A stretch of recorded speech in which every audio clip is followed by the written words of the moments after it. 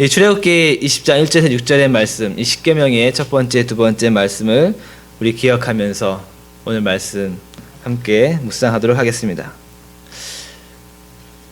오늘 말씀 특히 사도행전에 보면 이런 말씀이 있습니다. 예수 그리스도의 이름으로 세례를 받아 죄 사함을 받아라. 그런데 여기서 우리는 가장 먼저 죄란 무엇인가를 생각해 보아야겠습니다.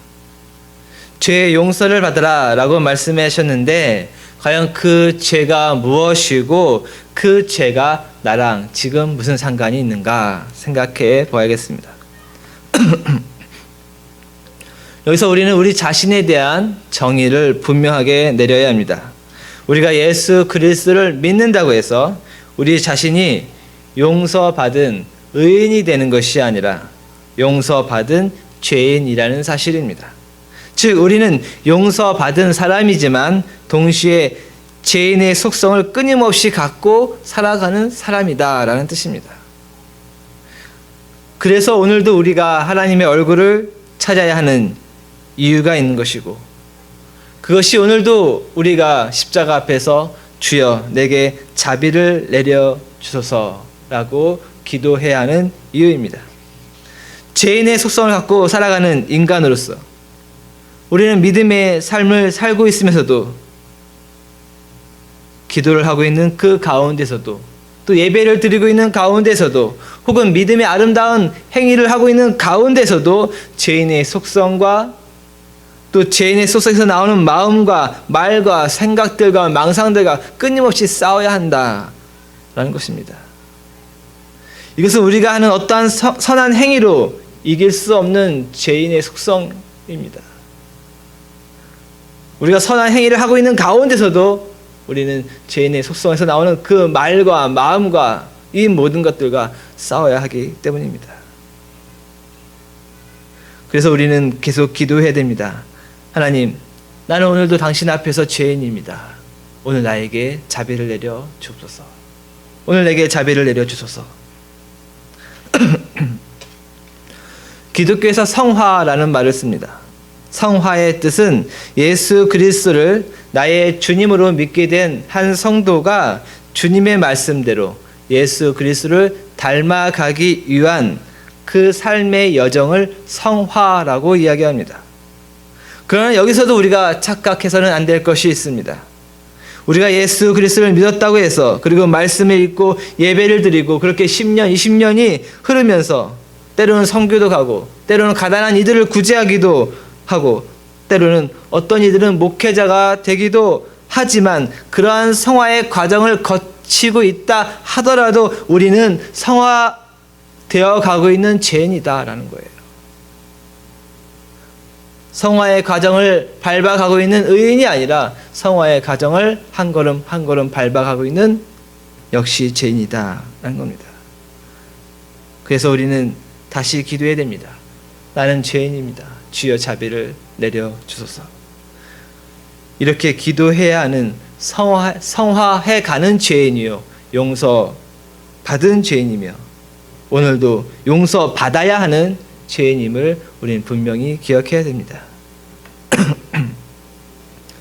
그렇다면 정말 우리의 죄는 무엇인가? 오늘도 내가 십자가 앞에서 무릎 꿇어야 하는 그 죄는 정말로 무엇인가? 우리 한번 묵상해 보야겠습니다. 우리가 죄인이라고 말할 때 우리는 흔히 교도소에 있는 사람들이 행했던 죄를 기억합니다. 도둑이나 강도나 사기나 살인이다 이런 것들을 생각할 것입니다. 그것을 비교하면서 내가 죄인인가 생각할 수 있습니다. 혹은 작게는 법적인 문제까지는 가지 않더라도 나의 거짓말 혹은 누군가를 속이는 것 혹은 남을 헐뜯는 나의 말들 남을 비난하는 나의 마음들 그런 것들을 생각하면서 내가 죄인인가 생각할 수도 있습니다. 그리고 어떤 이들은 예수님께서 말씀하신 것처럼 마음으로 지은 죄도 죄다라고 말씀하신 것을 생각하면서 마음속에서 일어나는 모든 폭력과 음욕을 기억하면서 내가 역시 죄인이구나 라고 생각할 수도 있습니다. 또 어떤 이들은 간편하게 우리는 모두 죄인들의 후손이다 라고 생각하면서 그래서 나도 죄인이구나 라고 생각할 수 있습니다. 나는 아무것도 하지 않고 집에만 있는데 내가 무슨 죄인인가 하는 이들을 향해서 어떤 사람들은 아무것도 하지 않고 있기 때문에 죄다라고 말을 합니다. 그 사람들의 이야기를 들어보니 또 내가 죄인이구나 라고 생각되기도 합니다. 다음에 이 부분에 대해서 더욱더 말씀을 드리겠지만요. 공동체 안에서 공동체가 절벽으로 떨어져 가고 있는데, 공동체가 서서히 죽어가고 있는데, 공동체가 끊임없이 폭력과 분쟁이 일어나고 있는 가운데 우리가 그 안에 분명히 살아가고 있는데 그 공동체에 대해서 무감각하게 있다면, 그리고 아무것도 하지 않고 있다면 역시 죄다라는 거예요. 그래서 우리는 모두 이 죄라는 것에서 벗어날 수 없는 사람들입니다. 그렇게 생각해 보면 죄인 아닌 사람이 없습니다. 그러나 우리를 향해서 정확하게 너는 죄인이다라고 분명하게 심판하고 있는 근거가 있다면 바로 오늘 우리가 함께 읽은 말씀 십계명입니다. 그 어떤 사람들의 말들보다 우리를 향해서 가장 크게 너는 죄인이다라고 심판의 망치를 내리고 있는 것이 십계명이다라는 겁니다. 거기서 십계명의 첫 번째는 무엇입니까? 첫 번째와 두 번째는 거의 흡사하죠. 어찌됐든 그 첫 번째는 무엇입니까? 나 외에 다른 신을 두지 말라. 나 외에 다른 우상을 섬기지 말라라는 겁니다. 지난주에 말씀드렸듯이 첫 번째는 항상 첫 번째입니다. 나 외에 다른 신을 섬기지 말라라는 십계명의 첫 번째는 은혜로 살아간다라는 오늘날에도 그 첫 번째의 것은 항상 첫 번째로 지켜져야 하는 믿음의 삶을 향한 명령입니다. 첫 단추가 잘 맞아야 그 다음 단추도 잘 맞게 되는 겁니다. 첫 단추가 맞지 않으면 아무리 그 다음 것을 잘 하려 해도 어긋날 수밖에 없습니다. 첫 번째 계명이 지켜지지 않으면 그 다음에 계명을 아무리 지키려 해도 결국에는 어긋나 버린 자신의 모습을 발견하게 된다, 이것입니다. 그런데 여기서 우리가 착각하는 것이 있습니다. 나는 하나님을 믿습니다. 나는 하나님만을 섬깁니다 라는 착각을 할 때가 있다라는 거예요. 구약 안에서 보는 이스라엘 역사를 한번 보십시오. 그리고 기독교 전체의 역사를 한번 보십시오. 어쩌면 구약에서 이스라엘 역사, 기독교에서의 전 역사를 보면 결국에는 첫 계명 때문에 쓰러지고 첫 계명 때문에 쓰러지고 일어남의 반복이었습니다. 결국 우리 인생의 이 짧은 한순간도 돌이켜보면 이 계명으로 쓰러지고 이 계명으로 일어나는 것입니다. 이스라엘이라는 민족을 보면요, 이스라엘 민족이 광야에서 40년 동안 돌아다니면서 많은 전쟁을 치르게 됩니다. 그러면서 하나님과의 긴밀한 관계를 갖게 되고, 더 나아가서 하나님은 백성들 앞에서 이렇게 말합니다. 나는 너희의 하나님이 되고 너희는 나의 백성이 된다. 이렇게 언약의 공동체로서 선포합니다.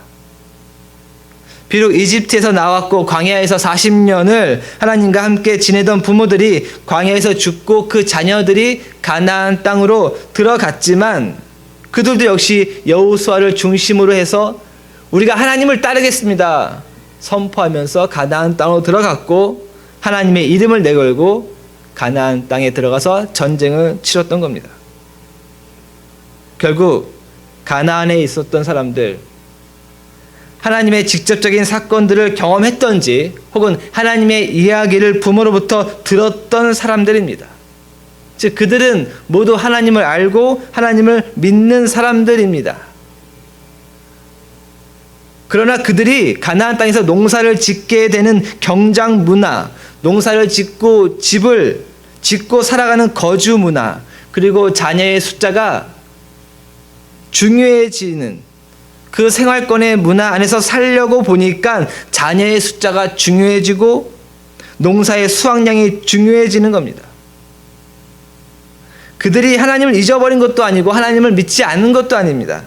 다만 하나님을 기억하고 하나님을 믿지만 농사를 지으러 농가 밭으로 갈 때는 물이 중요하고 비가 중요하고 수확량이 중요했던 겁니다. 열매의 양이 중요했던 겁니다. 다른 부족들과 이권을 가지고 뭔가 비교할 때는 자녀의 숫자가 중요했던 겁니다. 가정으로 돌아갈 때는 가정의 물질이 얼마만큼 쌓여 있는가가 중요했던 겁니다. 하나님을 계속적으로 그들은 알고 하나님을 계속적으로 믿고 있었지만 그들이 자신들의 삶의 현장인 농가 밭으로 갈 때는, 자신들이 가정 안에서 자녀를 바라볼 때는 더 중요한 것이 있었다라는 거예요. 그래서 자녀의 숫자를 위해서, 풍성한 수확물을 위해서, 가정의 재물을 위해서 자신들이 가나안 땅에 들어오기 훨씬 이전부터 있었던 우상 신들에게 가게 된 거예요. 그렇지만 그들이 하나님을 잊어버린 것도 아니고 하나님을 믿지 않은 것도 아니라는 거예요. 그들이 자신들이 중요하게 여기는 것들을 위해서 다른 우상에게로, 다른 신에게로 갔는데 그 다른 신들은 그 이스라엘 민족이 가나안 땅에 들어오기 훨씬 전부터 가나안을 풍성하게 해주었다라고 믿고 있는 우상과 이방신이었을 뿐입니다. 그런데 여기서 생각할 것은요, 이것입니다. 이스라엘 민족이요, 그 이방 신들이 신들 중에 신이고 하나님보다 더 높은 신이기 때문에 간 게 아니에요. 이스라엘 민족이 그 이방 신들에게 간 것은 이방 신 자체가 갖고 있는 어떤 신적인 무엇 때문에 간 것이 아니라 자신들에게 중요한 것이 있어서 간 거예요. 수확량이 중요하고 자녀의 숫자가 중요해서 간 거예요. 그래서 자녀를 많이 낳기 위해서 아세라라는 우상에게 가고 바알이라는 우상에게 간 것뿐입니다. 즉 신이 어떤 신이냐가 중요한 것이 아니라 자신의 상황에 따라서 자신의 필요를 채워주는 신을 선택하고 찾아간 것뿐이다. 그러면서 동시에 그들은 하나님을 알고 하나님을 믿고 있었다는 거예요. 그래서 전쟁이 일어날 때는 이스라엘 민족이 어떻게 합니까? 하나님의 언약궤를 짊어지고 전쟁터에 나가는 거예요. 왜냐? 40년 광야 생활, 40년 전쟁, 가나안 땅을 정복하기 위한 전쟁을 통해서 전쟁이라는 상황 속에서는 승리를 필요로 할 때는 하나님이 필요했던 거예요.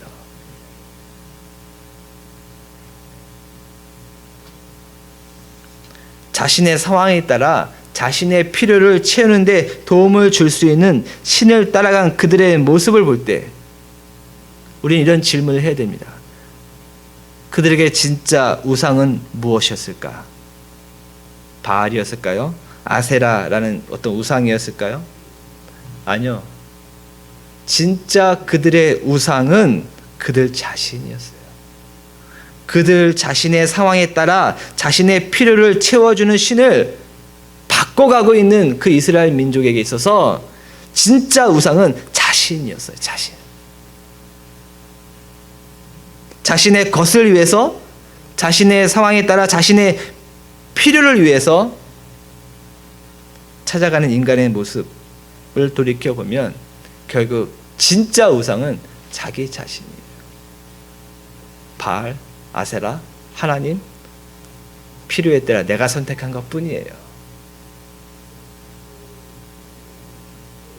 나 외에 다른 신을 섬기지 말라라는 첫 번째 계명을 우리는 단순히 어떤 우리가 알고 있는 다른 신의 이름을 생각하면서 나는 그 신을 믿지 않으니까 나는 하나님을 믿고 있고 하나님을 알고 있으니까 나는 첫 번째 계명을 지키고 있다라고 생각할 수 있어요. 그러나 나 외에 다른 신을 섬기지 말라, 나 외에 다른 신을 내 앞에 두지 말라라고 했을 때 그 정말로 우상은 우리가 알고 있는 다른 신의 이름이 아니라 나 자신이라는 거예요. 나의 상황과 그 필요에 따라서 생각해 보면 사람에 대한 평가를 다르게 합니다. 나의 상황과 나의 필요에 따라서 저 사람이 때로는 좋았지만 그 다음날 되면 저 사람 왜 저래? 하면서 낮게 평가를 해버립니다. 그와 같은 눈으로 하나님을 바라본다라는 거예요. 나의 상황과 나의 필요에 따라서 결국 우리는 실제로는 하나님을 압니다. 하나님을 믿습니다. 라고 말하지만 나의 실질적인 삶이라고 하는 상황 속에 들어갔을 때 거기서 나의 필요가 무엇인지를 내가 알고 그것을 집착하고 있는 그 순간 정말 우상은 바로 나야다라는 거예요. 이스라엘 민족은 계속 하나님을 알고 하나님을 믿어요. 그러나 그들이 농사짓는 삶의 현장에 갈 때는 농사에 관련된 우상을 받아들인 것뿐입니다. 그와 같이 전쟁터에는 하나님의 언약궤를 들고 가요. 자녀가 많아야 할 때는 아세라 신전으로 갑니다. 이제 우리 자신을 분명히 돌이켜 보아야 합니다. 나 외에 다른 신을 섬기지 말라는 말씀을 나는 어떤 다른 신을 믿지 않으니까 괜찮다, 나는 잘 지키고 있다 라고 생각하고 있습니까? 아니요, 그렇지 않습니다. 우리는 우리 자신, 이 나 자신이라고 하는 이 자신이 한 줌 흙으로 돌아갈 때까지 나라는 존재는 평생토록 나 외에 다른 신을 섬기지 말라라고 말씀하셨던 하나님과의 끝없는 영적인 싸움, 끝없는 영적인 분투 속에 살아가고 있는 거예요.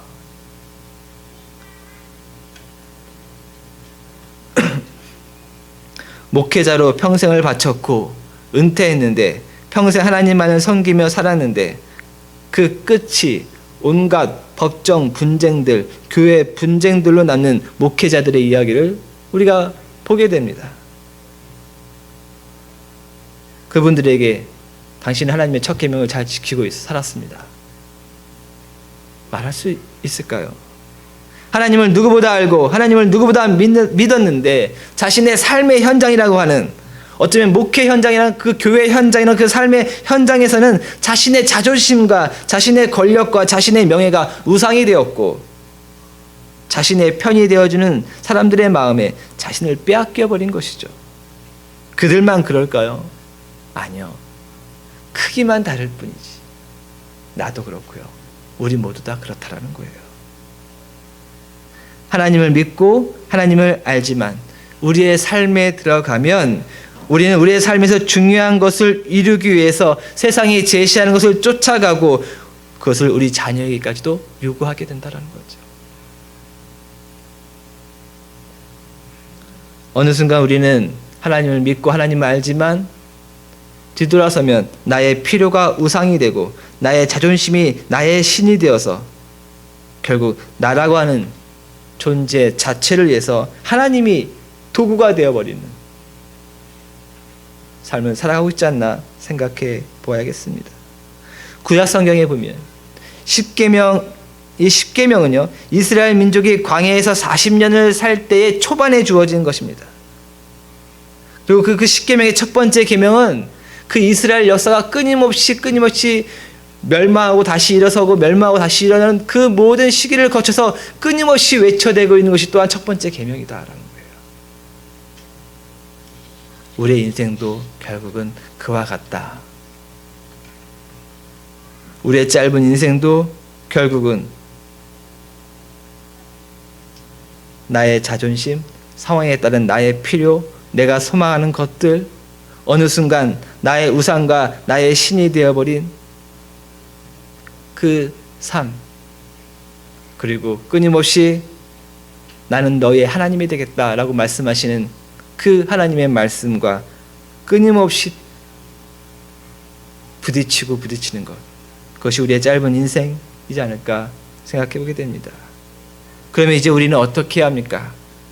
하나님을 믿고 하나님을 안다고 하면서도 동시에 나라고 하는 것, 나 자신의 필요와 나 자신의 욕구와 나 자신의 분노가 나의 우상이 되어버린 채 살아가는 우리는 어떻게 해야 합니까? 여기서 사도 베드로는 분명히 매우 단순하게 선포합니다. 그리스도 예수의 이름으로 세례를 받고 죄의 용서를 받으라.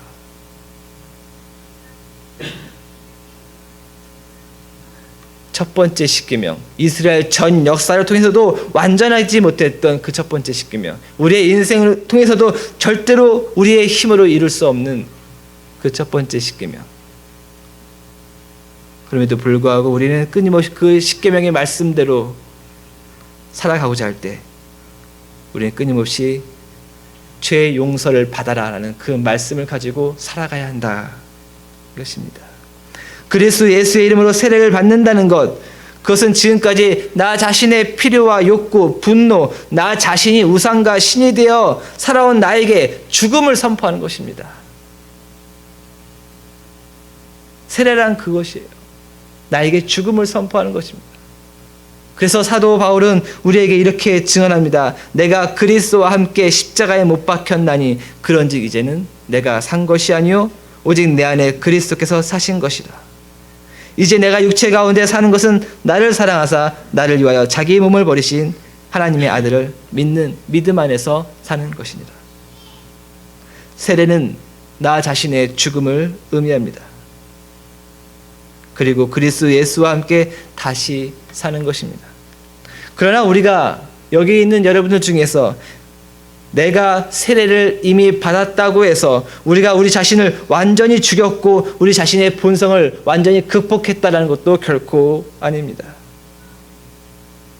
이스라엘 역사 안에서 수많은 할례가 이루어졌지만 끊임없이 첫 번째 계명을 가지고 분투했던 것들 말입니다. 그래서 전통 예배 의식 중에 하나로서 예배가 시작될 때요, 예배의 인도자는 이렇게 선포하곤 했습니다. 여러분들의 세례를 기억하십시오. 그래서 전통 예배를 드리는 미국 교회에 가면요, 그 예배당 안으로 들어갈 때 물이 하나 있어요. 그래서 물로 자신의 머리를 이렇게 찍으면서 자신의 세례를 기억하는 거예요. 자신의 세례를 기억한다는 의미는 이것입니다. 날마다 나의 죽음을 기억하겠다라는 거예요. 세례 의식은 한 번뿐이지만 우리는 그것을 예배할 때마다, 그리고 예배의 삶을 살기 위해서 우리는 날마다 우리의 세례를, 우리의 죽음을 기억해야 됩니다. 그래서 사도 바울은 다시 이렇게 증언합니다. 나는 날마다 죽노라. 그것이 오늘 우리가 다시 십자가 앞에서 무릎 꿇고 우리의 죄를 자복해야 되는 이유입니다. 내가 수십 년간 믿음의 생활을 해왔고 내가 왕년의 세례를 받았다 하더라도, 그럼에도 불구하고 나의 기도는 십자가 앞에서 주여, 오늘도 나는 죄인입니다. 주여 내게 자비를 내려 주옵소서. 이렇게 기도해야 됩니다. 사도 바울이 평생에 거쳐서 쌓은 것은 무엇입니까? 1차 선교여행, 2차 선교여행, 3차 선교여행을 하면서 엄청난 박해와 핍박을 받아온 것이 사도 바울의 가장 중요한 영적 싸움이었을까요? 아니요. 사도 바울에서 가장 큰 영적 싸움은 자기 자신이었습니다. 그래서 결국 그는 이렇게 고백하는 겁니다. 오호라, 나는 공고한 자라. 예배의 삶이 예배가 되어야 한다라고 사람들은 이야기합니다. 삶이 예배가 되기 위해서 우리는 예배의 중심인 우리 주 그리스도 예수의 십자가 앞에 오늘도 나는 죄인입니다. 나에게 자비를 내려주소서 드려야 합니다. 십계명으로서 첫 번째를 지키기 위해서 저는 이것을 또한 여러분에게 권면해 드립니다. 제가 항상 말씀드리는 것처럼요, 많은 시간 기도할 필요가 없습니다. 많은 말을 통해서 기도할 필요가 없습니다. 첫 번째는 첫 번째이어야 하기에 아침에 눈을 뜰 때, 침대에서 일어날 때 그냥 이렇게 짧게 한번 기도해 보십시오. 주님, 나는 오늘도 죄인입니다. 오늘도 나에게 자비를 내려 주옵소서. 오늘 나를 당신의 도구가 되게 하여 주소서. 이 짧은 간절한 기도 하나만으로도 우리는 그 첫 번째 계명을 지키기 위한 믿음의 삶을 시작할 수 있습니다. 이것이 예배자의 삶이며 이것이 세례자의 삶입니다. 이것을 기억하면서 하루하루의 그 아침마다 꼭 이것을 기도하기를 다시 한번 부탁드립니다. 주님, 나는 오늘도 죄인입니다. 오늘 나에게 자비를 내려 주소서. 오늘 나를 당신의 도구가 되게 하여 주소서. 다 함께 기도하겠습니다. 우리 이 시간 기도할 때 방금 나누었던 기도 제목을 가지고 함께 기도하기 원합니다. 주님, 나는 오늘도 죄인입니다. 오늘 나에게 자비를 내려 주소서. 오늘 나를 당신의 도구가 되게 하여 주소서. 이렇게 고백하며 결단의 기도를 함께 드리겠습니다.